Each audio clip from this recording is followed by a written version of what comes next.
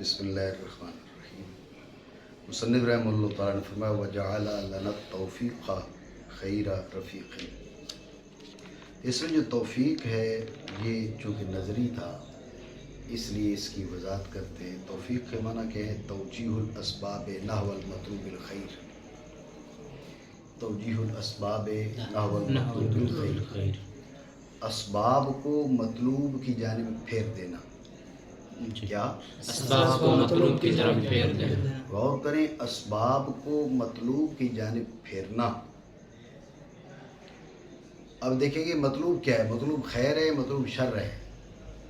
مطلوب خیر ہو تو یہ توفیق ہے، اور اگر مطلوب شر ہو اسے خذلان بولا جاتا ہے۔ خذلان، بے توفیقی، بے توفیقی۔ ٹھیک ہے، تو یہ بات ذہن میں رکھیں، مطلوب اسباب کو مطلوب کی جانب پھیرنا، اسباب کو مطلوب کی جانب موڑ دینا۔ اگر مطلوب خیر ہے تو توفیق، مطلوب شر ہے تو خذلان۔ بات ہے یہ؟ جب کوئی شخص خذلان کا شکار ہو وہ ہدایت نہیں پا سکتا، وہ ہدایت نہیں پا سکتا، وہ کامیاب نہیں ہو سکتا۔ اس لیے اللہ رب العالمین کے دربار میں دعا مانگنی چاہیے، اللہ رب العالمین خذلان سے محفوظ رکھے۔ ٹھیک ہے، تو بہرحال یہ ہے کہ مطلوب خیر کی جانب، اور یہ بھی بات ذہن میں رکھیں کہ اسباب کو مطلوب کی جانب، اسباب جو ہے وہ خود مطلوب کی جانب تمہیں لے کے جاتے ہیں۔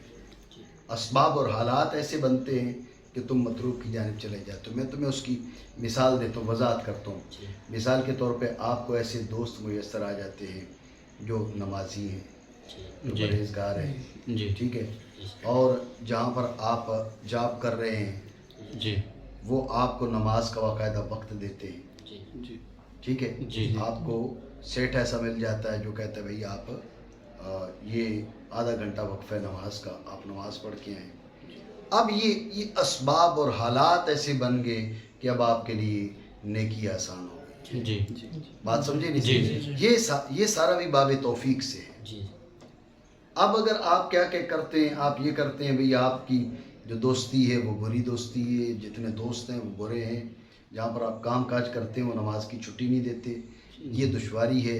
اب نماز پڑھنا بہت مشکل ہو جاتا ہے، حالات اور اسباب آپ کی مساعدت نہیں کر رہے ہوتے، لیکن پھر بھی جو پڑھتا ہے وہ پھر بھی توفیق سے ہی پڑھتا ہے، لیکن کبھی توفیق کی وجہ سے حالات اور معاملات بھی اسی نہج پر چل پڑتے ہیں، اور کبھی حالات اور معاملات اس نہج پر نہیں چلتے، لیکن پھر بھی اللہ رب العالمین تمہیں وہ حوصلہ دیتا ہے، جو تمہیں وہ جذبہ دیتا ہے جس کے ہوتے ہو تم کیا کرتے ہو، تم نیکی کا جذبہ رکھتے ہو، نیکی کر پاتے ہو۔ پر مطلوب خیر کی جانب اسباب کو موڑنا منع کریں، وہ موڑنا ہے اسباب کو، مطلوب خیر کی جانب۔ غور کریں، الحمدللہ الذی ہدانا سواء الطریق وجعل لنا التوفیق خیر رفیق، یہ اللہ جل وعلا کی حمد و ثنا کی۔ اس کے بعد مرحلہ ہے درود و سلام کا۔ مصنف رحمہ اللہ تعالیٰ نے فرمایا والصلاۃ والسلام علی من ارسلہ ہدی وبالاہتداء خفی ونورا بالاقتداء جلیق، وعلی آلہ واصحابہ، آخر تک۔ غور کریں کہ درود پاک، حمد و ثنا کے بعد درود پاک کیوں؟ خلاصہ سمجھ لیں، میں متن پر تقریر کرنے لگا ہوں، خلاصہ اس کا سمجھ لیں۔ خلاصہ یہ کہ ہر نعمت جو ہے وہ اللہ کریم جل وعلا کی جانب سے ہے۔ وما بکم من نعمت فمن اللہ، جو بھی نعمت ہے تمہارے پاس وہ اللہ کریم جل وعلا کی جانب سے ہے، اس کی عطا کر رہا ہے۔ لیکن ایک بات آپ ذہن میں رکھیے، اور وہ یہ کہ آپ اگر اکتساب فیض کرتے ہیں، فیض لینا چاہتے ہیں، تو پھر فیض دینے والے کے ساتھ آپ کی مناسبت ضروری ہے۔ اگر فیض دینے والے کے ساتھ آپ کی مناسبت نہیں تو آپ فیض لے نہیں سکتے۔ یہ نہ کہیں کہ فیض دینے والا دے نہیں سکتا، اس میں دینے کی طاقت ہوتی ہے، آپ میں لینے کی طاقت نہیں ہوتی۔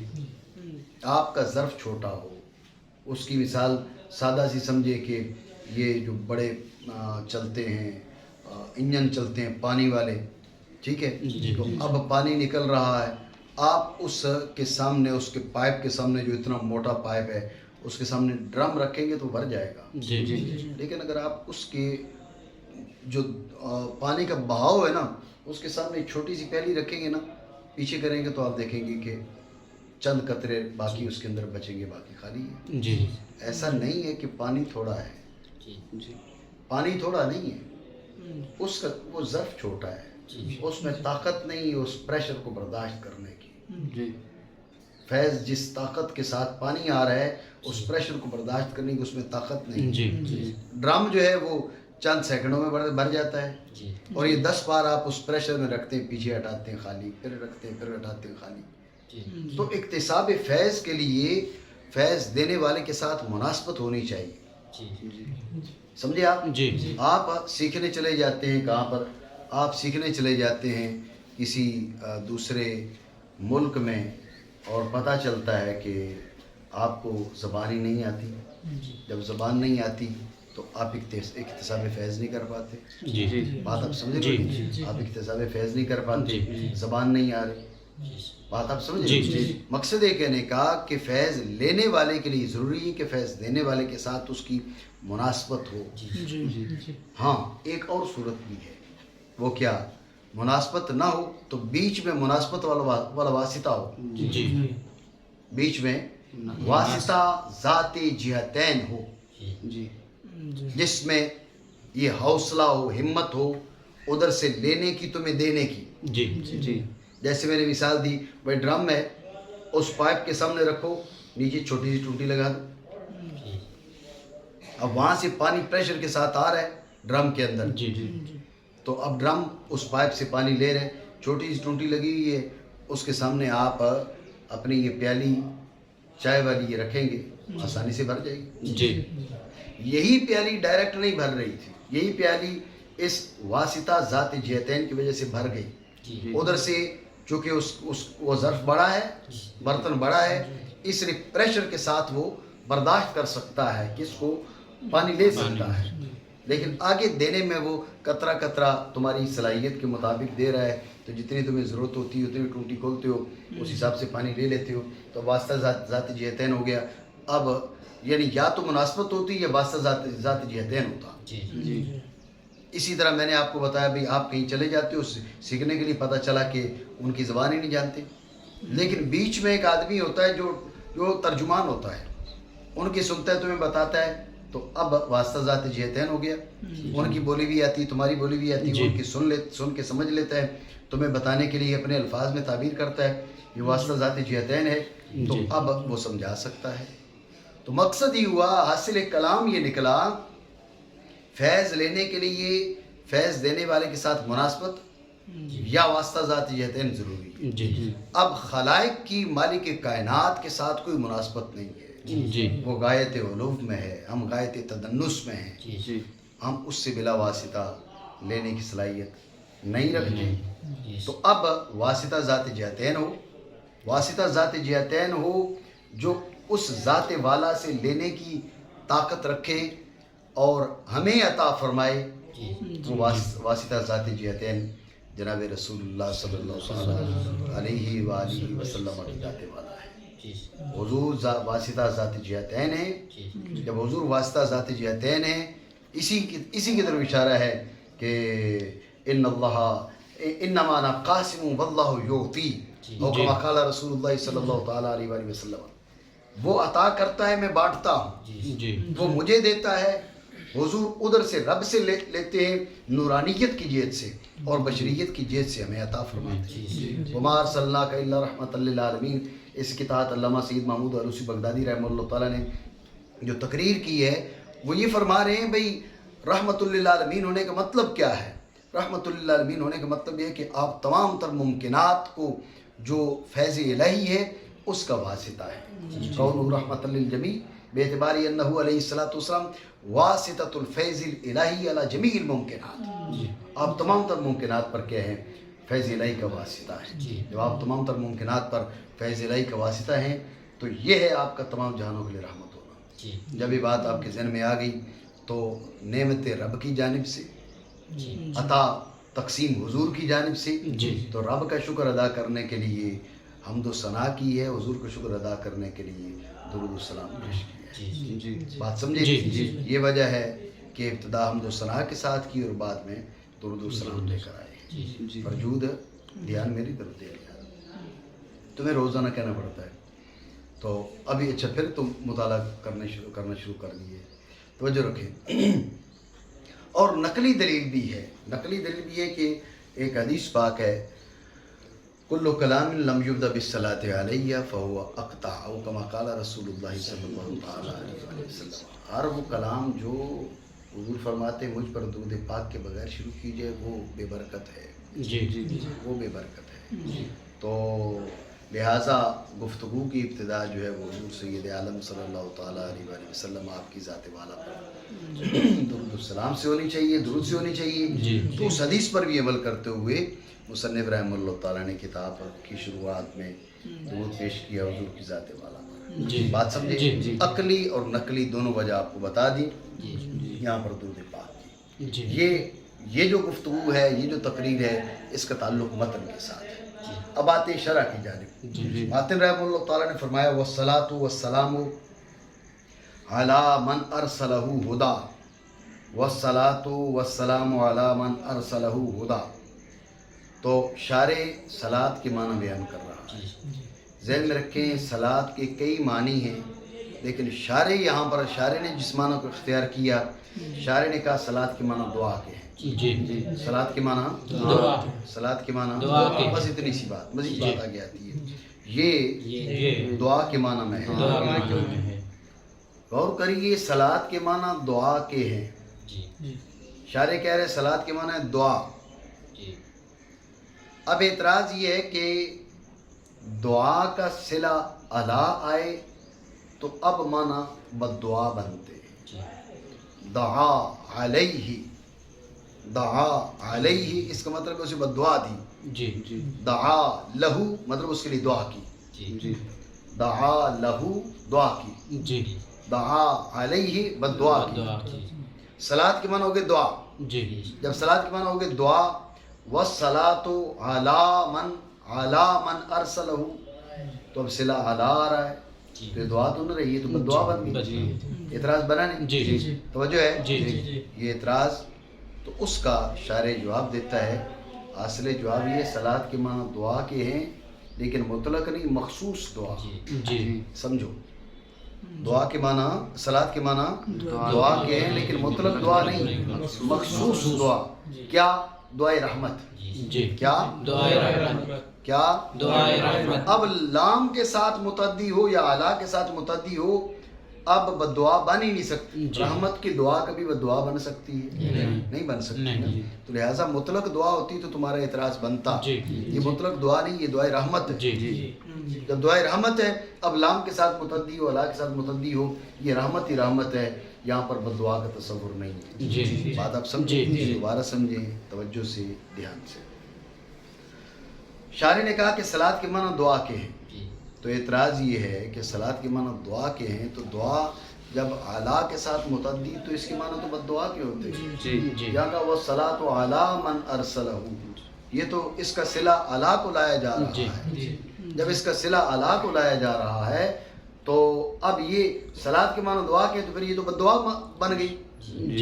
اور کسی کا تصور ہے کہ حضور سید عالم صلی اللہ تعالیٰ علیہ وآلہ وسلم آپ کی ذات والا پر معاذ اللہ آپ کی ذات والا کے بددعا کر سکے؟ وہ ایماندار رہتا ہی نہیں ہے، وہ مسلمان ہو نہیں سکتا جو حضور کے لیے بددعا کرے، تصور ہی کرے میرا معاذ اللہ بن ذالک۔ بات آپ سمجھ رہے ہیں؟ تو آپ کہہ رہے ہیں صلاۃ کے معنی دعا کے، دعا کے تو اگر اللہ کے ذریعے دعا متعدی ہو تو وہ تو بددعا بن جاتی ہے۔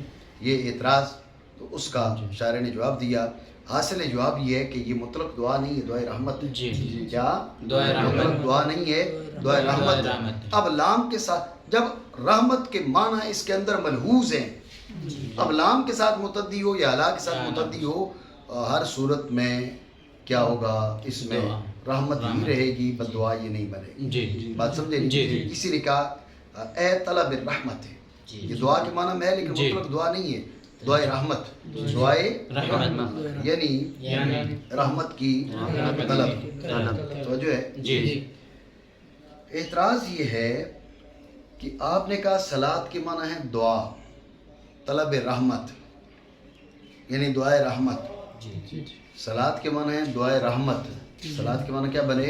دعائے رحمت صلاۃ کے معنی کیا بنے؟ دعائے رحمت توجہ ہے جی تو اب غور کریے، جب آپ کہتے ہیں اللہم صلی علی سیدنا محمد، اللہم صلی علی، صلاۃ کے معنی ہے دعائے رحمت، جی ٹھیک ہے؟ اب اللہم صلی کے معنی ہو گئے اللہم ادعو الرحمت، جی اللہم صلی کے معنی کیا ہو گئے؟ اللہم ادعو الرحمت، اللہم اطلب الرحمت، جی اے اللہ رحمت طلب فرما۔ سوال ہے کہ اللہ کریم نے کس سے طلب کرنی ہے؟ اللہ کریم نے کس سے رحمت طلب کرنی ہے؟ اور طلب کی نسبت، طلب رحمت کی نسبت ذات باری تعالیٰ کی طرف کی کیسے جا سکتی ہے؟ اعتراض سمجھو نہیں؟ جی آپ نے کہا جی صلاۃ کے معنی دعائے رحمت، جی طلب رحمت، تو پھر اللہم صلی کے معنی کیا ہوں گے؟ اللہم صلی کے معنی ہوں گے اللہم اطلب الرحمت، جی اے اللہ رحمت طلب کر، جی اے اللہ رحمت مانگ۔ جی تو کس سے مانگے اللہ تعالیٰ کس سے مانگے گا؟ ساری کائنات تو اس سے مانگتی ہے، وہ جی کس سے مانگے گا؟ اعتراض بنا نہیں؟ جی تو اس کا شاعر نے جواب دیا، اصل جواب یہ ہے کہ جب صلاۃ کی نسبت ذات باری تعالیٰ، صلاۃ کے معنی دعا کے، دعائے رحمت کے، لیکن جب ذات باری عز اسمہ کی جانب نسبت ہو، اب اس کو طلب کے معنی سے مجرد کر لیا جاتا ہے۔ جی کیا طلب کے معنی سے مجرد کر لیا جاتا ہے، معنی فقط رحمت رہ جاتے ہیں، فقط رحمت۔ جی تو اب اللہم صلی کے معنی اللہم اطلب الرحمہ نہیں ہے، اللہم ارحم ہے۔ کیا؟ اللہم ارحم، اے اللہ جناب محمد الرسول اللہ صلی اللہ تعالیٰ علیہ وآلہ وسلم آپ کی ذات والا پر رحمت برسا، یہ معنی، جی یہ معنی ٹھیک ہے؟ جی نہیں سمجھو؟ جی دوبارہ سمجھے۔ اس کا شاعر نے جواب دیا وَإِذَا أُسْنِدَ إِلَى اللَّهِ تَعَالَى تَجَرَّدَ عَنْ أَمَّانَ الطَّلَبِ وَيُرَادُ بِهِ الرَّحْمَةُ مَجَازًا۔ حاصل جواب یہ ہے کہ جب اس کی نسبت ذات باری ہے، یعنی معنی تو اس کے دعائے رحمت کے ہیں، طلب رحمت کے ہیں، لیکن جب اس کی ذات باری عز اسمہ کی جانب نسبت کی جائے تو اب اس کو طلب کے معنی سے مجرد کر لیے جاتا ہے۔ میں پہلے بھی آپ کو بتا چکا کہ بعض اوقات جو ہے وہ لفظ کو بعض معنی سے خالی کر لیے جاتا ہے، لفظ کو بعض معنی سے خالی کر لیے جائے، اس کو تجرید کہا جاتا ہے، اور لفظ کو مبنی بر تجرید کہا جاتا ہے۔ سمجھے بات کو؟ وہی بات یہ کہہ رہے ہیں کہ جب آپ صلاۃ کی نسبت ذات باری عز اسمہ کی جانب کریں گے تو اب طلب کے معنی سے مجرد کر کے مجازن معنی کے فقط رحمت رہ جائیں گے۔ اللہم صلی علی سیدنا محمد کے معنی یہ نہیں ہوں گے اے اللہ جناب رسول اللہ صلی اللہ تعالیٰ علیہ وآلہ وسلم کی ذات والا کے لیے رحمت طلب فرما، رحمت کی دعا کر، یہ معنی نہیں ہوں گے، بلکہ معنی ہوں گے اللہ جناب محمد الرسول اللہ صلی اللہ تعالیٰ علیہ وآلہ وسلم آپ کی ذات والا پر رحمت نازل فرما، یہ معنی درست ہے۔ بات سمجھے ہو؟ توجہ ہے؟ اور جب اس کی نسبت کی جائے، ذات باری تعالیٰ کی جانب مجرد کر لیے جاتا ہے، طلب کے معنی سے ارادہ کیا جاتا ہے اس سے رحمت کا مجازن۔ توجہ ہے آپ کی؟ بات سمجھے؟ یہ حل شرع، حل کتاب میں جو بیان ہوا اس کی میں نے وضاحت کر دی، توجہ ہے؟ لیکن اہم ترین بات یہاں پر سمجھے، وہ یہ ہے کہ جب آپ کہیں گے نا جی اب میری رحمت مراد ہوگی، توجہ رکھنا، تو پھر ایک بندہ اٹھ کے کہے گا بھائی رحمت کیا ہوتی ہے؟ رحمت ہوتی ہے رقت قلب۔ رحمت کیا ہوتی ہے؟ رقت قلب۔ کیا؟ رقت قلب، ٹھیک ہے، دل کی نرمی، رب کریم قلب سے منزہ، اس کی رقت سے منزہ، تو معنی رحمت کرو گے تو جب بھی تو نہیں بنیں گے، اعتراض بنا نہیں؟ صلاۃ کے معنی دعا، طلب رحمت، پھر طلب کے معنی سے مجرد فقط رحمت، رحمت کے معنی کیا ہے؟ وہ جو ہے ذات باری تعالیٰ کے لائق نہیں، جی کیونکہ رحمت کے معنی رقت قلب، رقت قلب، رب کریم کے قلب سے منزہ، رقت جی قلب سے منزہ. جی جی جی پھر کہیں گے جی مجازن تفضل اور احسان مراد ہے. جی بات سمجھ رہے ہو نہیں؟ جی. یہ اس کا جواب دیں گے. جی میں نے اعتراض جواب میں تمہیں تقریر نہیں کی، بتا دیا کیسے اعتراض جواب کر. جی سمجھ رہے ہو؟ جی غور کرو کہ پھر یہ مجاز در ذات باری تعالیٰ کے لیے پھر حقیقت کیا ہے؟ جب رحمت کا اطلاق بھی مجازن ہے، اللہم صلی بھی مجازن، ساری باتیں مجازن، تو پھر حقیقت کیا رہی؟ جی یہ بات سمجھے دھیان سے. اصل میں جار اللہ زمخشری جو ہے اس نے تفسیر کشاف لکھی، اور چونکہ لغت کا وہ ماہر تھا، لغت کا ماہر تھا، اس لیے بہت سی باتیں اس نے لغوی وضاحتیں کی، لیکن علماء نے تصریح کی ہے کہ اس نے ان لغوی وضاحتوں کے اندر اپنے مذہب اعتزال کا دخل دیا ہے. جی مذہب اعتزال، معتزلی تھا نا جار اللہ زمخشری، تو اس نے مذہب اعتزال کو دخل دیا ہے. اس لیے تم سما کی بات کرو گے نا تو ذات باری تعالیٰ کے لیے حقیقی سما نہیں بچے گی، مجازی بن جائے گی. بصر کی بات کرو گے تو مجازی بن جائے گی، رحمت مجازی بن جائے گی. جی تو جو ہے جی تو بھائی ساری باتیں مجازی ہیں، تو حقیقت کیا ہے؟ تو یہ معتزلہ کا دھوکہ ہے. جی اس لیے ہمارے علماء نے اس بات کی تصریح کی ہے کہ ذہن میں رکھیں، رحمت کا کے معنی رقت قلب ہے ہمارے لحاظ سے، جی رب کے لحاظ سے نہیں.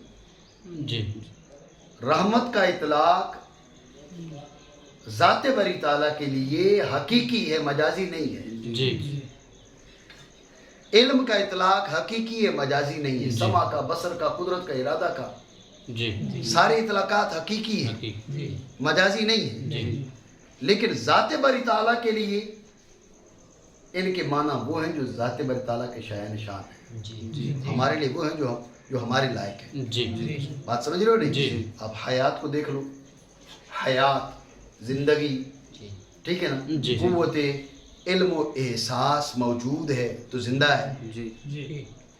قوت علم و احساس موجود ہے. یا عرف میں سمجھو، اہل عرف کیا سمجھتے ہیں؟ بھائی روح بدن کے اندر ہے تو زندہ ہے. اہل عرف یہ سمجھتے ہیں جی روح بدن کے اندر ہے، زندہ ہے، نکل جائے تو مر جاتا ہے. جی تو ذات باری تعالیٰ روح سے پاک، جسم سے پاک، تو پھر وہاں پر حیات کے کیا معنی؟ سوال بنے گا نہیں؟ جی. تو تم کہو گے مجازن ہے حیات؟ نہیں، معاذ اللہ کی مجازن نہیں، حقیقتاً ہے. لیکن اس کے لیے حیات کے معنی وہ جو اس کے شایان نشان، لیکن ہے حقیقی. ہمارے لیے وہ جو ہمارے لائق. جی علم کے اس کی ذات والا کے لیے معنی وہ جو اس کی شایان نشان، ہمارے لیے وہ جو ہمارے لائق. جی سما، بصر، قدرت، ارادہ، کلام، یہ سارے معنی اس کے لیے وہ جو اس کے شایان نشان. جی مخلوقات کے لیے وہ جو مخلوق کے لائق. جی تو یہ بات اس نے بیان کی ہے. جو حاصل گفتگو ہے وہ یہ ہے کہ یہ مجاز در مجاز نہیں ہے. ذات باری عز اسمہ کی جانب جب نسبت کی جائے گی، حقیقی معنی مراد ہیں، لیکن وہ جو ذات باری تعالیٰ کے لائق ہیں. سمجھے بات؟ ذات باری تعالیٰ کی طرف ان چیزوں کی جب نسبت کی جائے گی تو حقیقی معنی مراد ہوں گے، لیکن وہ جو ذات باری تعالیٰ کے لائق ہوں گے. بات پتہ نہیں سمجھے ہو؟ ٹھیک ہو گیا.